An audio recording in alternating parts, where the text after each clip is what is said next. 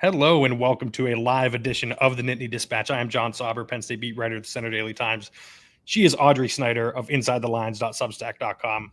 And I, for one, Audrey, am just kind of glad to be back doing all of this again. Who is this? I'm used to Yeah, running right. solo shows around here. Who is this guy? No, listen, it makes sense. I appreciate everyone's patience, and I appreciate you stepping up, doing some solo pods last week. It's been a long week, but we're here. I am healthier than I was then. Sure. Based on the photos you continue to send to my wife of me trying to stretch out my back, it seems like it might not be, but we're here and we're doing fine. Listen, it's fine, John. My back hurts from carrying the show the whole last week. We're Right, good. We're good.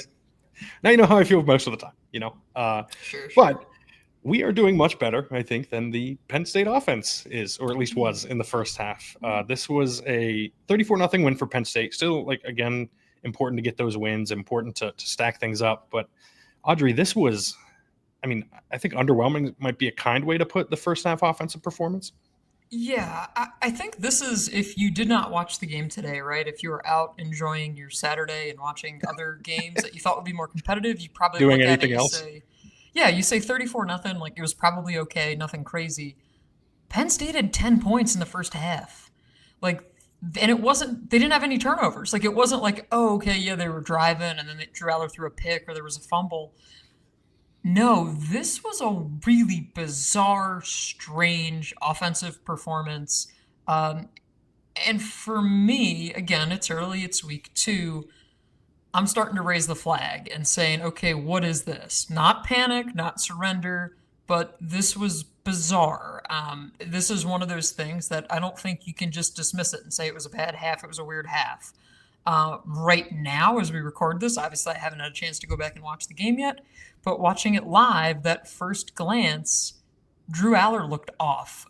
He looked way off in that first half. He even said it after the game. He said that he needs to make the easy throws easier.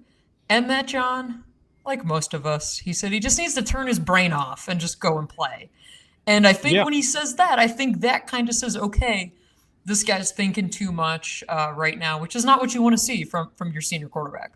No, and he didn't say this, but I wonder how much of kind of the weight of this season is what he's feeling, not just with regard to the playoff and trying to win a national title, but like this is a potential number 1 overall pick, right? Like this is someone with a lot on the line this year. And so I wonder if as he just plays more and kind of, even if he just gets the Oregon game kind of out of the way, right? Like if he just kind of can relax and get to that moment and be relaxed, because they have to figure it out by then. That Oregon game is the first of 2 litmus tests in the regular season. They need to be firing on all cylinders for the whiteout here. It's in 3 weeks now, on September 27th. They have 1 game between now and then they can spend 2 weeks preparing for the Ducks, who none of the TVs and the press box portion I'm in have the score on, but it was a lot to a little last I saw when Oregon was I playing look over Oklahoma and State. John's watching scrap metal ads on like Yes. 3 of the 4 TVs. Yeah. Yeah, so we're in 2 separate rooms here in the Beaver Stadium press box. But yeah, it is it's concerning. I think it's not just Drew though, and I think this is going to get overlooked if people are just kind of looking at the box score, right? Like you can look at the running game, and I do think I will say Katron Allen has been really, really good the first 2 weeks. Nick Singleton 13 for 76, but frankly, I don't think he was good enough today. Like I think he was good enough for this game, obviously, but he's not playing at a level to have that success against Oregon, against Ohio State, against the best teams in the country. There were a couple runs where this happened, and a little disappointed I didn't get to talk about the Nevada game last week, but there was a run last week where he cut it upfield and kind of denied a one-on-one with a corner that he would have had, who he could have easily beaten the open field. He did that again today where he either could have cut it up early or stretched out and gotten the edge, and instead did neither and kind of ran into the blockers. It feels like he's not seeing the whole picture right now. It feels like he's in between things, because I think last year one of the issues was he tried to stretch everything out, right? Like he tried to get everything to the edge and get upfield.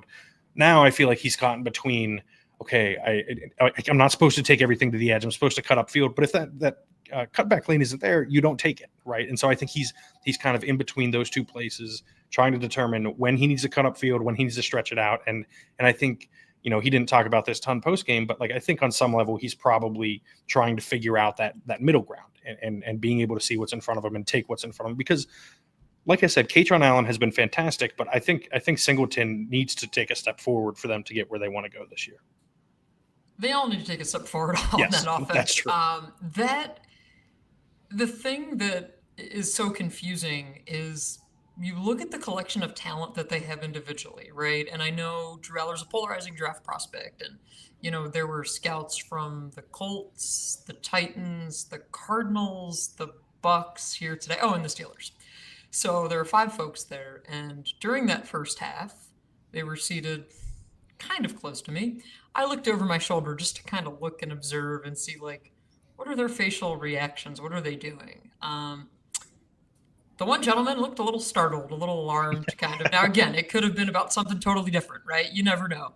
I'm just playing a body language doctor here, but I think that's the concerning, that's the weird part, is that you say, hey, here's a quarterback who you think can take you to a national championship game, at least, and get you there. And that was not this performance. Now, maybe this was, and I think Penn State fans, you have to hope that this was just simply Drew Aller, this offense just had a bad day. It was a rainy, dreary noon start. We've seen time and time again. Teams come out slow for noon starts. It was groggy out. I didn't want to wake up this morning. It was one of those just dreary mornings, right? Glad I did wake up. Let me put that out there. Always glad for that. I will say too, like, I continued to delay so usually, and this, Audrey, both of us like get to the stadium pretty early. Mm-hmm. I kept delaying it, and then left my phone in my car, so then had to go back and get it. It's just been one of those days, so I think, in a lot of regards. Like the Penn State offense, John, you underwhelmed today is what you're saying. I definitely started slow. I like to think halftime hit, started filing stories, you made started the writing, adjustments, started podcasting, made my adjustments, and we've kicked back up into third gear, and we're fully rolling now. Yeah, and I think to your point with this run game, I spent a good bit of time post-game chatting with Drew Shelton, and I said to him, how would you describe that first half? Like, can you put a finger on it? And he was like, honestly, no. Like, I'm paraphrasing here, but he's like, I don't know what that was, and I'm not sure why that happened. And one of the explanations that Shelton gave, and we heard about this and we've seen it, is that teams are going to try to stop the run, right? Make these receivers beat you. And he said, yeah, we've seen some funky boxes that they're not quite sure what to do. And he said, hey, these are things that maybe we haven't seen in practice. We need to ID them quicker. We need to echo the call from Nick Dawkins. And that these are things that they, get corrected at the half. So it's still part of that learning curve. But as James Franklin said post-game, when I asked him about the performance of this offensive line, this line that we're all talking and writing about of, this could be the best O-line since 94, since whenever, really, really good. They think they have 7 starters, all of that. And James Franklin said, yeah, they're not playing up to their potential, that they believe they have 7 starters. But as he said, there's a lot of meat left on the bone. Again, it's 2 weeks in. It's really hard to try and gauge any significant conclusions after 2 what should have been cupcake games. But yeah, I just, you want to see the offense looking much better than it did, and the inability to finish drives. I think that's the other thing that we've seen.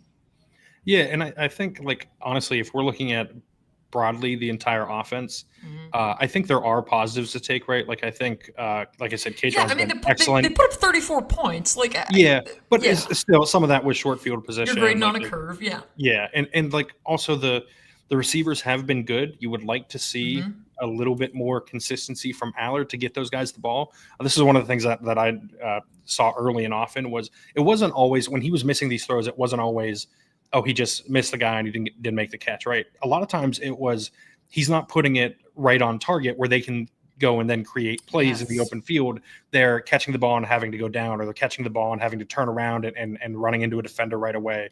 Like, he was not putting his teammates in position to succeed today.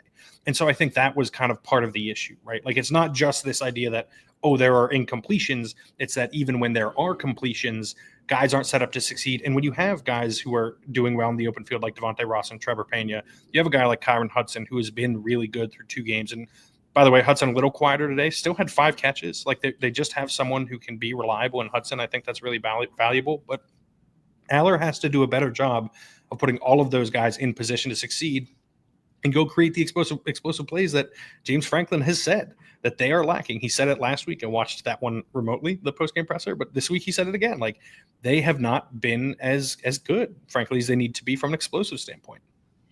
Yeah, they're not hitting the explosive play benchmark, right? That's the other thing to this. And you get Devontae Ross going with a ridiculous one-handed touchdown catch, that 42-yarder. That's you think about today and you say, okay, but to me, that whole drive, right? That drive in the third quarter, because it's Trevor Pena makes a catch, slips a defender 30 yards, Singleton is a 10-yard run, and then they find Ross on the shot play. That is like what you want and what you hope this offense looks like when they're clicking.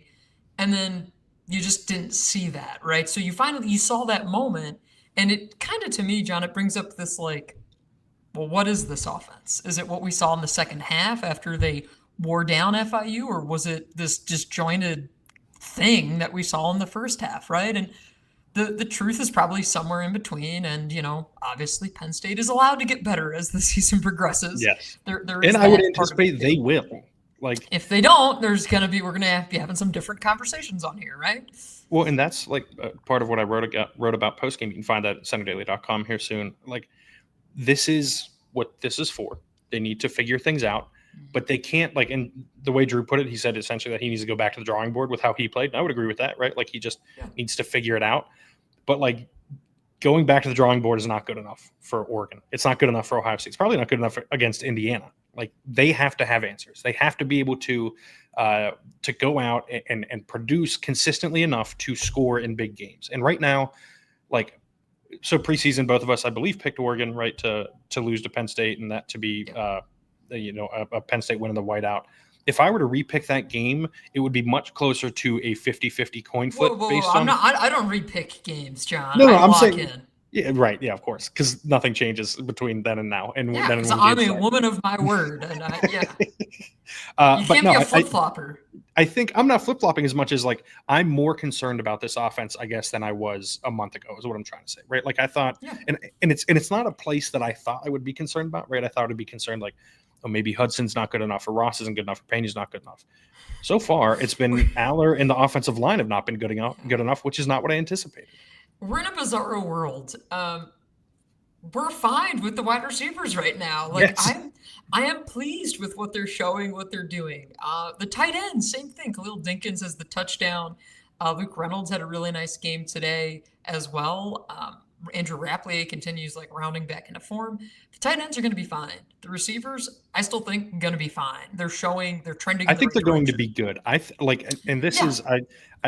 think that this wide receiver room is going to exceed the expectations that people had based on what I've seen through these two games. And I said it again today. I can't remember if I tweeted or not, but I think Devontae Ross is going to be a number one for this offense. And I think we're going to see his target share slowly increase as he settles into the number one. Hudson is that reliable number two, and Pena is the high level slot player. Yeah, and Devontae Ross, James Franklin said they were not expecting to have him for these first 4 games or until week 4. I forget. Exactly it's until week 4. So I think I had said this on the podcast that I wouldn't be surprised if he was essentially limited until week 4, which is Oregon. And lo and behold, he seems completely good to go, and he said as much post game. Yeah, I mean, this is someone that has been rehabbing around the clock and was banged up in the preseason, and that's why James Franklin said they were going to ease him back in. Try to get him comfortable, and he looks comfortable today. He certainly looks the part, and I think that's the good thing, is that you're not just seeing, like last week we saw Pena and Hudson kind of star. This week it's like, okay, the play that you're going to probably be talking about, if you even want to talk about this game with your friends or in the office Monday, whatever, it's probably with us in the comments section here on YouTube. That's true. I mean, that's why they're there. Right. You can probably point to that Devontae Ross play, and I think those are the moments that you say, okay, these guys have it, and I think that's the positive, right? The positive is that receiving core. The talent is still there on this offense. Like, that's the other good thing. It's like, yeah, this was a underwhelming performance, especially in that first half, but the talent is still there. They just have to figure it out. And as James Franklin said, you got to start to figure it out in a hurry, because you got Villanova next week, then you have that bye week, and then you're going from 0 to 10. And the question I want to pose to you, John, because you said you're more concerned about the offense now than you were a month ago, and I am too after seeing this. On a scale of 1 to 10, 1 being I'm not concerned at all, 10 being I'm hitting the panic button about the Penn State offense. Where do you fall on a scale of 1 to 10? And don't pick 5 because that's cheating. Well, probably like a 6.5, I would say. Okay. Like, because I think anything below 5 kind of implies that like, oh, it's fine. There's nothing that needs to change a little bit. Like, oh, it'll just get better. I would say that because like, I guess what I'm worried about is even the good things that we're seeing, like the Kyron Hudson touchdown last week on that unbelievable throw by Drew Aller where Hudson comes back. Like that was wide open and Drew did not need to roll out to make that throw, right? Like I think I've said on here plenty of times, I'll go back and watch the All-22 a bunch once the game ends. And last week I had plenty of time to do such things as I laid in bed for many days. And I couldn't get over carrying the show. Yes. But I couldn't believe like this was this wide open play where essentially they had Kyron Hudson one on the outside. The safety was too far to the middle of the field. The corner was completely burnt. And Aller kind of pulled his eyes down, rolled left, and then made an incredible throw. But one, it didn't have to be that hard. And the Devontae Ross touchdown today, I think, is a good example of that. That like Ross was open earlier, and he had to go up and fight for the ball because Aller put so much air under it. And listen, I know we've talked about in the past, like they coach him to do this. I just don't agree with it, right? Like I just don't agree with handling it this way. There was another deep shot to Ross where he drew a defensive pass interference along the sideline closer to us on the east side of the field.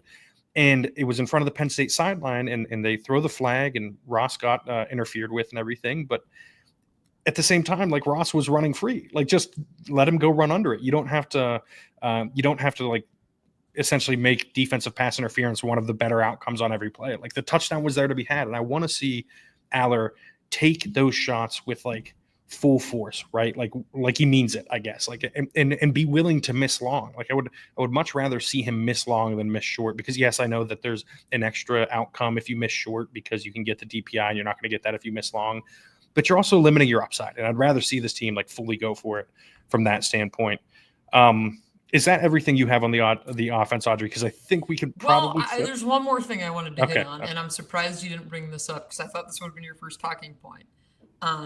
Penn State did not punt quite a bit today. They did a little bit in the second half, but we saw them going for it on fourth downs, which I think early on it's a matter of you're playing FIU. You want to feel like you can go down, get some rhythm with this offense. They couldn't, but when they did punt, Gabe Nwosu is a weapon. Yes. We saw the 67-yard punt that he had. I spent some time post-game chatting with him. And, I mean, I think you talk about room for growth for this team. Special teams have been a point of emphasis all off season, and that they thought they could win games on special teams, right?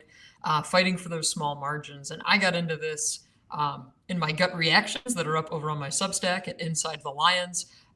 The special teams has been really important, really impressive, and we see Devontae Ross working back there as a punt returner too. So I just wanted to mention that, John, because I didn't want to gloss over a special teams performance. Since if you're not going to give the punter some love because you don't believe in punting, I'll be the person to do it. I'll be the bigger person. If I'm a Penn State fan, I hope to never see the punter on the field. So that's good. And that being said, Gabe Nwosu is really good at it. I would just hope that if I was rooting for Penn State, I wouldn't ever want to see him out there and ever have to find that out. No, I understand. And honestly, credit to FIU. They consistently went for it. Like they were not trying to lose by less. They were trying to win this game. They kept going for it, kept going for it, kept going for it. I think they handled that well. It was part of the reason, frankly, that they were able to string some drives together because they had 4 downs to get first downs. I think this is good for Penn State to establish this identity that they're going to be aggressive in that regard too. I think that's really important. But yeah, I think that was a major positive, frankly, today that Penn State was essentially able to continue to just go and be full throttle and go about it that way. Before we flip to the defense, though, let's take a quick break to listen to some reads from our sponsors. The rivalries, the marching bands, the upsets. Saturday just got way more fun. College football is back. Think you know the game? Put your knowledge to the test with DraftKings Sportsbook and turn your picks into big payouts. With live betting, rivalry week odds boost, and more, DraftKings Sportsbook has everything you need to own every Saturday. I, for one, am very curious to see where that line falls for that Penn State-Oregon game here in a couple weeks. I think that is going to be fascinating as we watch the lead up to that game. And if you'd like to know when that time comes around, you can sign up for DraftKings Sportsbook. And here's something special for first-timers. New DraftKings customers bet $5 and get $300 in bonus bets instantly. Download the DraftKings Sportsbook app and use code DISPATCH. That's code DISPATCH for new customers to get $300 in bonus bets instantly when you bet just $5. In partnership with DraftKings Sportsbook, the crown is yours. Gambling problem, call 1-800-GAMBLER. In New York, call 877-HOPE-NY. 877-HOPE-8NY. Or text HOPE-NY 467-369. In Connecticut, help is available for problem gambling. Call 888-789-7777 or visit ccpg.org. Please play responsibly on behalf of Boot Hill Casino and Resort in Kansas. Fees may apply in Illinois. 21 plus age and eligibility varies by jurisdiction. Void in Ontario. Bonus bets expire 7 days after issuance. For additional terms and responsible gaming resources, see dkng.co/audio. John, can you come a little closer to the camera there and show the people what you're wearing today? This is important. We can see it on the hat here. Looks like you're. I was talking your shirt too. Yeah, John's all decked out in Roback today because our friends over at Roback have a new offer. If you are a new first-time user for Roback, you can use code TND20. That's in TND20 as in the Nittany Dispatch 20 to save 20% off of your first order over at Roback. John's pretty much a brand ambassador. Forget about all the other brands that are out there. He is head to toe Roback, hoodies, joggers, shorts, hat. John's got the whole line. I've worn a lot of Roback stuff, especially this past week as well. And they do have the We Are collection that is out if you're looking to upgrade your Penn State apparel. Our friends at Roback are the place to go. And again, for first-time users, that's code TND20. All right. Let's talk about this defense.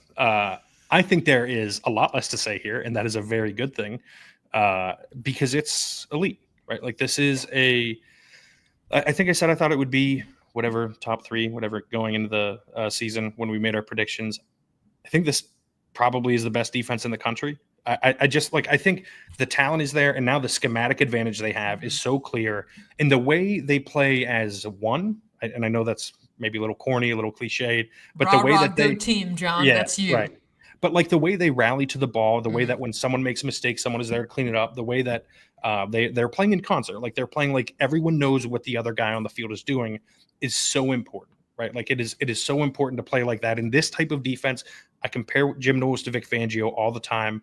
It's the same type of thing where you have to communicate, and you see that those elite defenses, the Eagles are like that in the Super Bowl last year. Penn State is trying to do the same thing now where guys are passing routes off easier. Guys know where their teammates are going to be, so they're able to make decisions based on that information.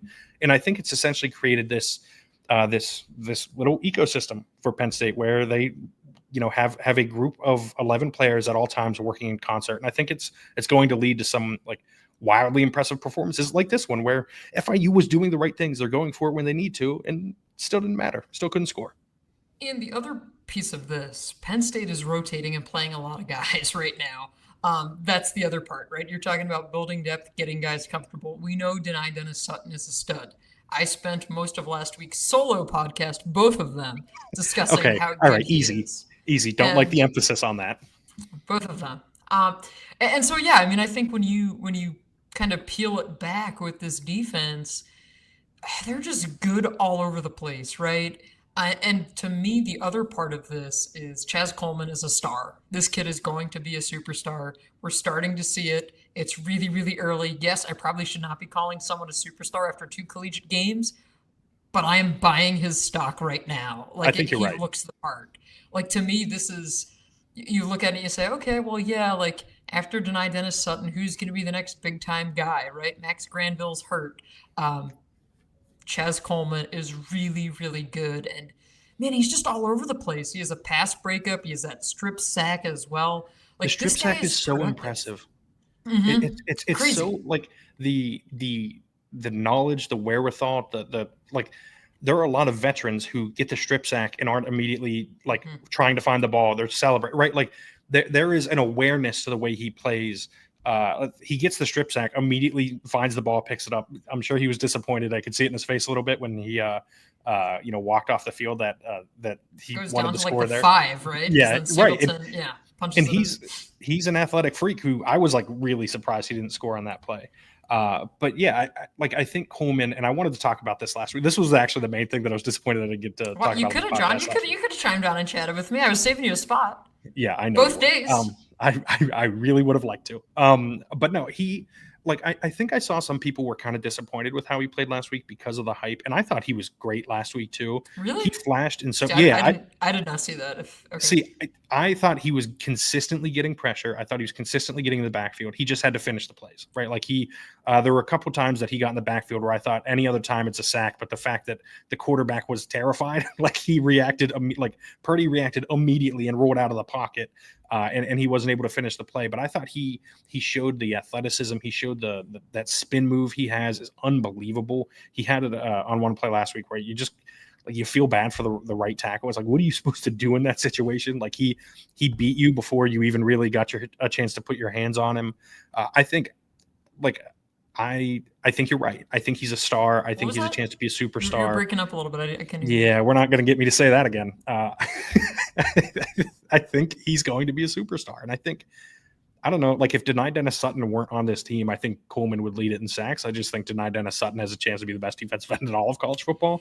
It just like we're not noticing AJ Harris, right? We're like not noticing Tony Rojas. We're not noticing Elliott Washington because everything is working so well together. The pass rush is getting there. The coverage is solid. It's sticky. Like there were a couple plays, I will say. I thought Kenny Wosley was out of position a couple times. I thought Elliott Washington was out of position a couple times. I actually have been pretty impressed with Davian Collins, although there was one play where he took a bad angle that like prevented him from making a tackle on a jet did down sweep. The punt at the 2? Yes, but did down the punt at the 2. Like so much of everything is going right for this defense that it's hard to pinpoint like the specific non-pass rusher performances because everything on the back end is just solid. Like Zakee Wheatley's been awesome this year. Yeah. It's 2 games. The punts aren't great. The shot play that they took there for a hot second, I thought, okay, this is going to give them some life. And yeah, it didn't happen. Yeah, Wheatley has been fantastic. I think again, another guy we talk about this, like, all of these guys are the best at their position in college football. They have so many guys who can are starting to be able to make that claim. Like, it's unfortunate for Wheatley that just probably won't be true because Caleb Downs is still in college football. And he's unbelievable. But still, Wheatley might be the second best safety in college football. Like, it is an unbelievable collection of talent, an unbelievable sort of, I don't know, the way it's come together. And I know James said that they're not playing fast yet. He said essentially that they're still not there. I mean, he might be right, and they might have another step to take. But if they do, that's going to be terrifying for opposing offenses. Okay, John, let me pose the same question to you on the scale of concern, the concernometer. I'll say on the defense, 0 to 10, 1 being I'm not worried at all. Again, I mean, I'll play devil's advocate here. If I could say a negative number, I would. Teams. Yeah, I just don't care that they play 2 not great teams, right? Like, they're doing exactly what you would hope to see from a defense of this level playing those level of teams. And I'm seeing enough coverage diversity too that I think is part of the reason. Obviously, they brought Knowles in, and they have a chance to be special because of that. And I think the way that they're using Wheatley is really impressive, right? Like they're dropping him down in the box a little more. They're using him more as that. It's funny we talk about Zion Tracy as the nickel player, but it's really like Wheatley's the one who's being used as more of a chess piece, which I think is interesting, and I think it's allowing him to succeed too. I could not be more impressed with this defense through 2 weeks. I could not be more impressed with what Jim Knowles has done with it. And it's not just him, it's the players too. Like everything is just going incredibly well. And I think that, if the offense fails. I want to point one thing out because you said that and it just took my brain to this. There seemed to be, and I didn't get a chance to, I was obviously spending most of my time with the offense after the way this thing shook out. There were a couple instances today where it looked like the defense was over at the sideline, kind of screaming for the play call. And I think at one point, Amari Campbell actually maybe could not hear because the home crowd was so loud. Because at one point, he was the guy on the field with the green dot, and he's going like that and can't hear. And I saw Nittany gesturing a couple times with the sideline. I know the communication they said was good week 1. I'm just curious about week 2. That's just something I'll ask some guys this week. Again, it's a minor thing, but it stuck out to me a couple times.